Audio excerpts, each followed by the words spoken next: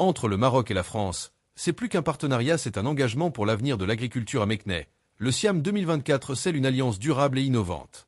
Et pendant que Rabat et Paris avancent main dans la main, à Paris justement, la droite française s'écharpe, Wauquiez défie Retailleau. La guerre pour le contrôle des Républicains est déclarée, tous les détails dans un instant, restez connectés. Le premier sujet, Maroc-France, le partenariat passe également par l'agriculture. À l'occasion de la 17e édition du Salon international de l'agriculture au Maroc, la France, invitée d'honneur, réaffirme son rôle de partenaire stratégique du Royaume.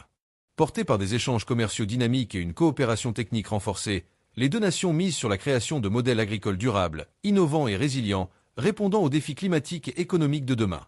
Cet article est une revue de presse tirée de Finance News Hebdo. Le Maroc et la France s'engagent à bâtir ensemble des modèles agricoles durables, inclusifs et résilients. Avec des exportations marocaines vers la France culminant à 1 milliard d'euros, contre 610 millions d'euros d'importations françaises vers le Royaume, la coopération entre les deux pays affiche une dynamique exceptionnelle, indique le magazine Finance News Hebdo. À l'honneur lors de la 17e édition du Salon international de l'agriculture au Maroc, Siam, la France confirme son rôle de partenaire clé, renouant avec un statut qu'elle avait déjà occupé en 2011. À Meknès, une cinquantaine d'exposants français réunis sous un pavillon commun témoignent de l'intensité des échanges et de la richesse de la collaboration agricole entre les deux nations. Au-delà des liens historiques qui unissent Rabat et Paris, la coopération agricole s'illustre par sa profondeur et sa diversité.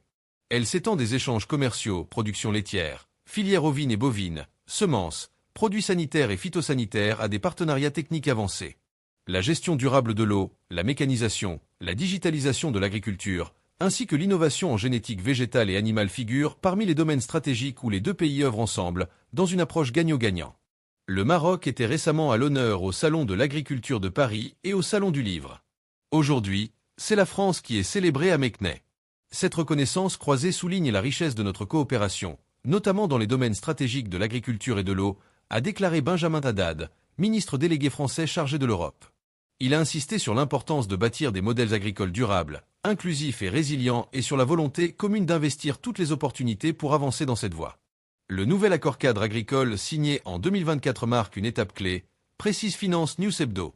Il prévoit un renforcement du partage d'expertise en formation agricole, en développement des filières animales et végétales, en adaptation au changement climatique et en diffusion de technologies agricoles de pointe. Aujourd'hui, les produits agricoles représentent 9% des exportations françaises vers le Maroc. Les tomates marocaines, véritable fer de lance des exportations vers la France, atteignent à elles seules 400 000 tonnes. Première puissance agricole de l'Union européenne avec 17% de la production totale du bloc, la France continue de s'imposer comme un acteur agricole majeur à l'échelle mondiale. En 2024, sa production agricole hors subvention a atteint 89,3 milliards d'euros, selon les chambres d'agriculture France. Forte de la diversité de ses exploitations et portée par des politiques d'innovation, la France adapte son modèle pour répondre aux défis climatiques, énergétiques et géopolitiques, confirmant ainsi sa place parmi les principaux exportateurs de produits agricoles et agroalimentaires dans le monde. Le deuxième sujet, Laurent Wauquiez appelle Bruno Retailleau, son rival pour la présidence de LR, à assumer ses désaccords avec le gouvernement. Le patron des députés Les Républicains, Laurent Wauquiez, a mis sous pression Bruno Retailleau, son concurrent à la présidence du parti, dimanche 27 avril, l'obligeant à assumer des désaccords avec des positions gouvernementales sur la proportionnelle ou encore la possible suppression d'un abattement fiscal pour les retraités. Les deux rivaux pour la tête des Républicains se sont succédés dimanche sur BFM TV. Alors que M. Retailleau est donné favori de l'élection du 17 mai, et a admis dimanche qu'il ne le sentait pas mal, M. Wauquiez a sonné la charge contre son concurrent. Le patron des députés LR qui a clamé dimanche « Je vais gagner » a dénoncé le manque supposé d'indépendance du pensionnaire de Beauvau, qui serait tenu par la solidarité gouvernementale, quand lui nourrirait une parole libre. Il a notamment cité l'instauration de la proportionnelle aux législatives, une idée défendue de longue date par François Bayrou, qui entame lundi des consultations sur le sujet, mais historiquement combattue par la droite. La proportionnelle aboutira à ce qu'on va institutionnaliser le chaos politique qu'on connaît en ce moment et qui deviendra la règle. La proportionnelle, c'est les régimes partisans, ce sont les petits accords d'arrière-boutique. C'est les Français qui ne choisissent plus leurs candidats. Je déteste ça, a tonné M. Wauquiez. Ce que je demande donc, c'est que Bruno Retailleau, dont c'est la compétence, s'oppose à cette volonté de François Bayrou et impose au Premier ministre d'abandonner l'idée de légiférer dessus, a-t-il poursuivi. M. Wauquiez a également évoqué la suppression de l'abattement fiscal de 10% pour certains retraités discutés par Bercy, se disant radicalement contre on est complètement fou. Enfin, les propositions qui sont en train de sortir de Bercy sont la tête à l'envers, s'est-il indigné. Pour marquer son opposition, M. Wauquiez s'est dit prêt à initier un débat sur la participation au gouvernement de son parti, si le prochain budget comprenait des augmentations d'impôts.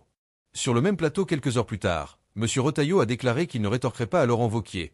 Invoquant sa discipline, le ministre de l'Intérieur a toutefois admis son opposition à la proportionnelle, qui provoquerait une instabilité chronique structurelle. Ça fera du mal au pays et pour moi, c'est rédhibitoire, a-t-il lancé, promettant de répéter sa position à François Bayrou.